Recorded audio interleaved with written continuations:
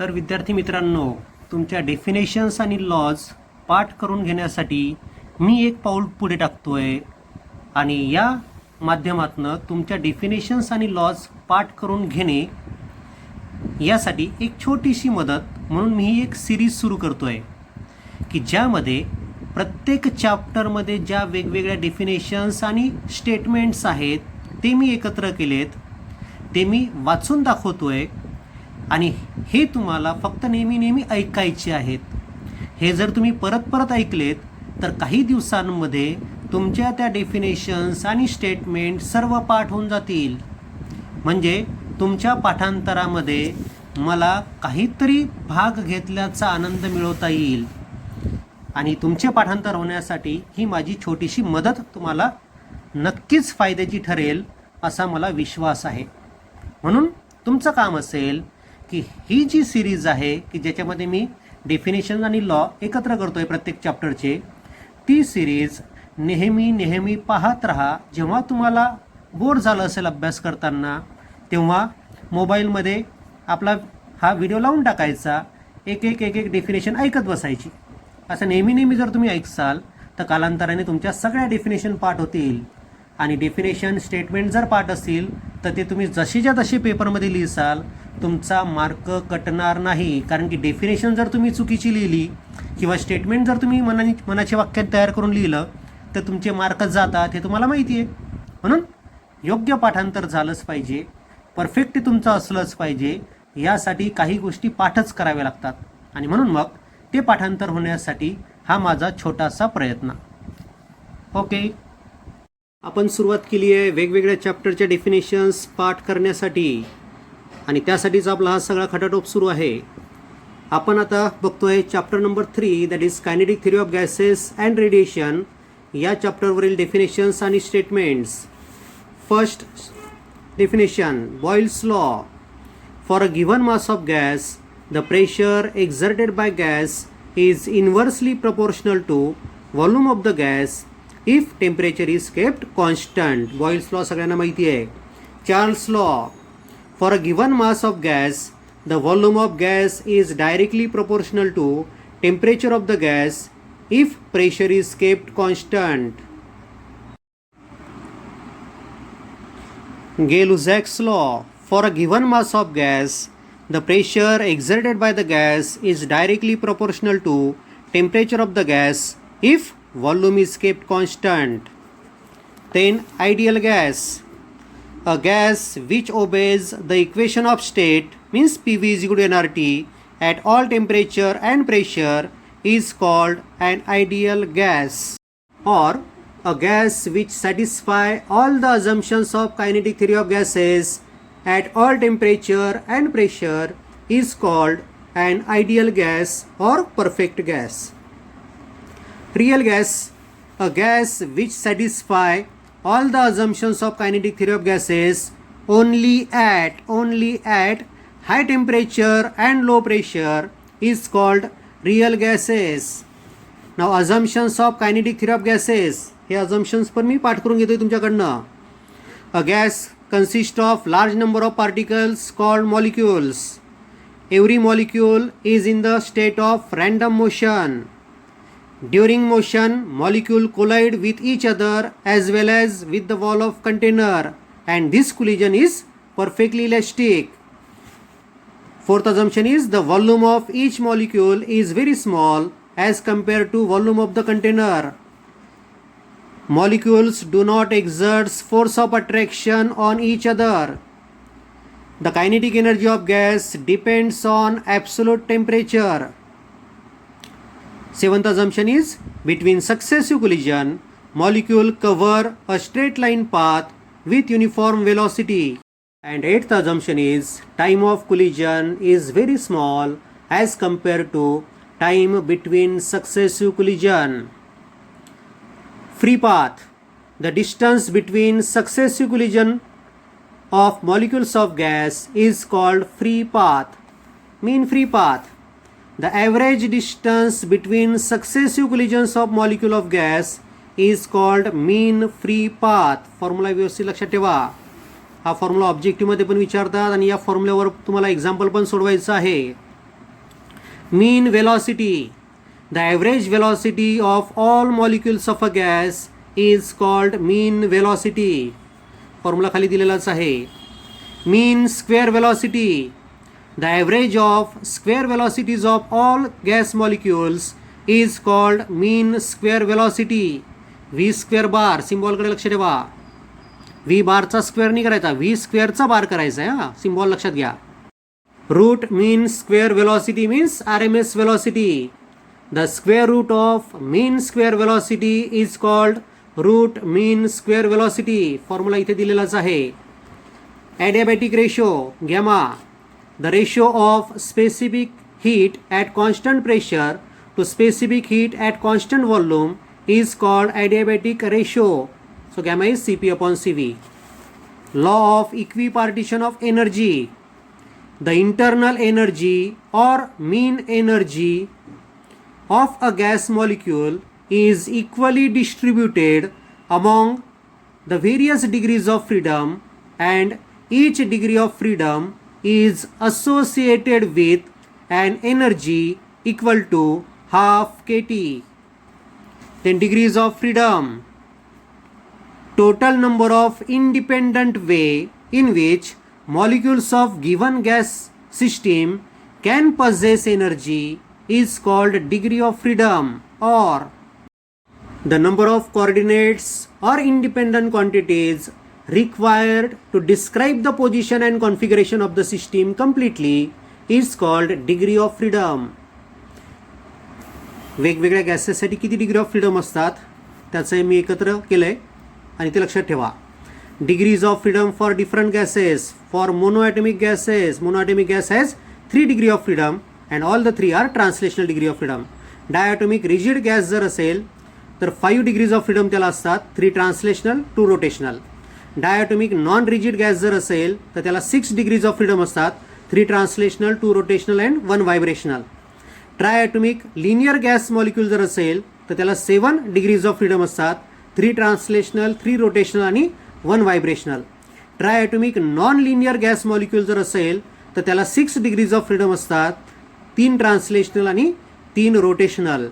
आणि पॉलिॲटॉमिक गॅसचा जर मॉलिक्यूल असेल तर त्याला 6 + F म्हणजे 6 असतात, 6मध्ये 3 असतात ट्रान्सलेशनल, 3 असतात रोटेशनल आणि F म्हणजेच व्हायब्रेशनल डिग्रीज ऑफ फ्रीडम त्या पॉलिॲटॉमिक गॅस मॉलिक्यूलला असणाऱ्या. ठीक आहे, सगळे नंबर्स व्यवस्थित लक्षात ठेवा.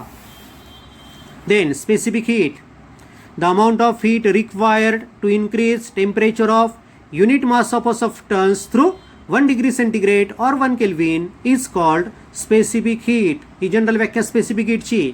प्रिन्सिपल स्पेसिफिक हीट यस या सिम्बॉलनी दाखवतात. The amount of heat required to increase temperature of 1 kilogram of substance through 1 degree centigrade or 1 Kelvin is called principal specific heat. इथे युनिट मास आलं, इथे 1 किलोग्रॅम आलं, लक्षात घ्या.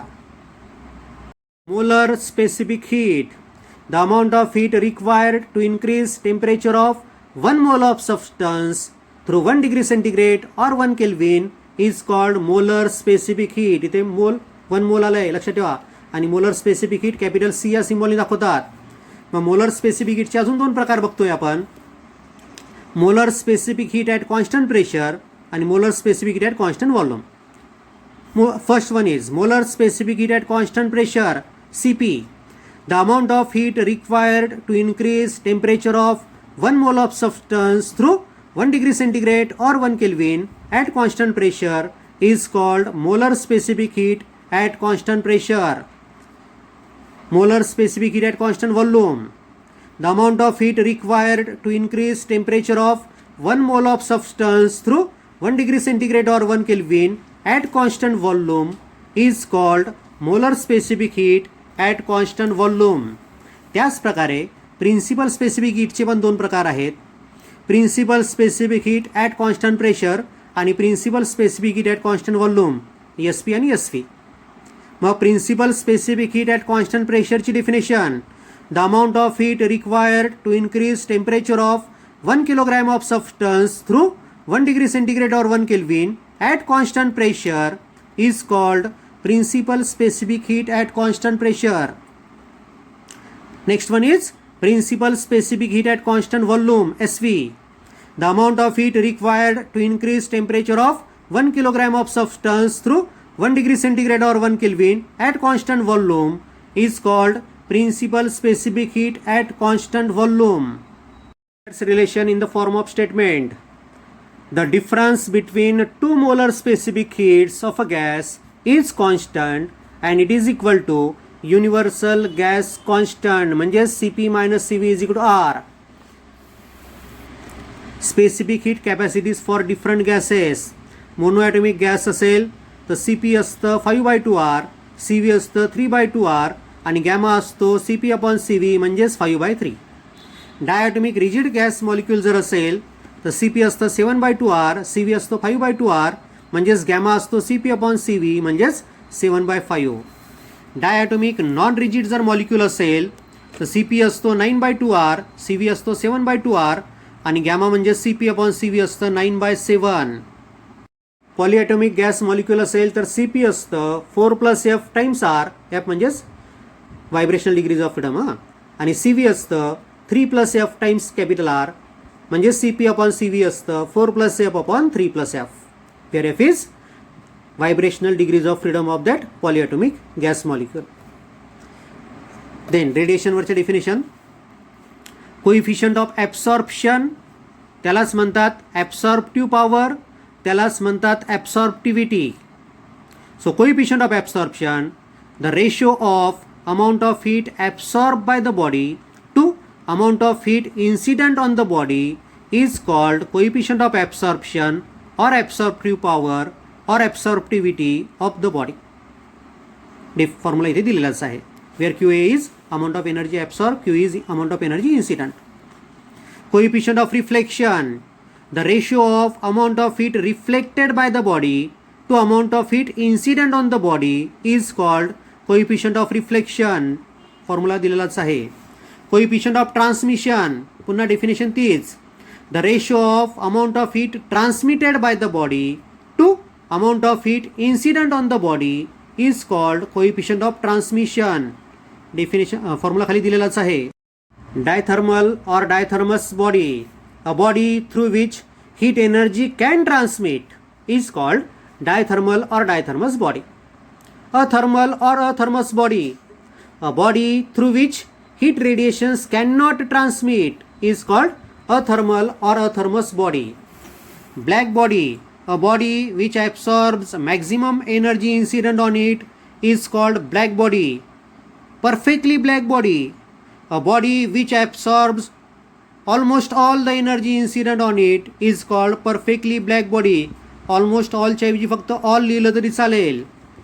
White body, a body which reflects maximum of energy incident on it is called white body. Perfectly white body काय असेल? A body which reflects all the energy incident on it is called perfectly white body. Emissive power of a body, the amount of energy emitted per unit time per unit area by a body at a particular temperature is called its emissive power at that temperature. Formula आहे R is equal to Q/80. Emissive power of perfectly black body, RB या सिम्बॉलनी त्याला दाखवतात. So it is amount of energy emitted per unit time per unit area by perfectly black body at a particular temperature is called its emissive power of black body at that temperature. Formula तोच. Coefficient of emission or emissivity, the ratio of emissive power of a body to emissive power of perfectly black body at same temperature is called emissivity or coefficient of emission. So E is equal to R/RB. Kirchhoff's law statement, वेगवेगळ्या फॉर्ममध्ये statement घेतले मी. पहिला form, at a given temperature the ratio of emissive power to coefficient of absorption of a body is equal to the emissive power of perfectly black body at the same temperature for all wavelength. हे एक statement झालं. Second statement, for a body emitting and absorbing thermal radiation in thermal equilibrium the emissivity is equal to absorptivity. A is equal to E. Third statement, तिन्हीपैकी कोणतेही एक लक्षात ठेवा व्यवस्थित. आणि ते तुम्हाला लिहायचं आहे. At a given temperature the ratio of emissive power to coefficient of emission is equal to the emissive power of perfectly black body at the same temperature for all wavelength. याच्यातलं पहिलं स्टेटमेंट हे पुस्तकातलं आहे. हे बाकीचे दोन्ही statement पण equivalent आहेत. नंतर Wien's displacement law. The wavelength for which emissive power of a black body is maximum is inversely proportional to absolute temperature of black body means lambda M is inversely proportional to temperature. Stefan Boltzmann's law. हे statement पण मी 2-3 वेगवेगळ्या फॉर्मॅटमध्ये घेतलं आहे बघा. The power radiated by black body per unit area is directly proportional to fourth power of its absolute temperature. Power upon area directly proportional to T⁴. Power म्हणजेच काय, energy emitted per unit time म्हणजे Q upon T. ठीक आहे. Second statement, the amount of energy emitted per unit time per unit area by perfectly black body is directly proportional to fourth power of its absolute temperature. So Q upon AT directly proportional to T⁴.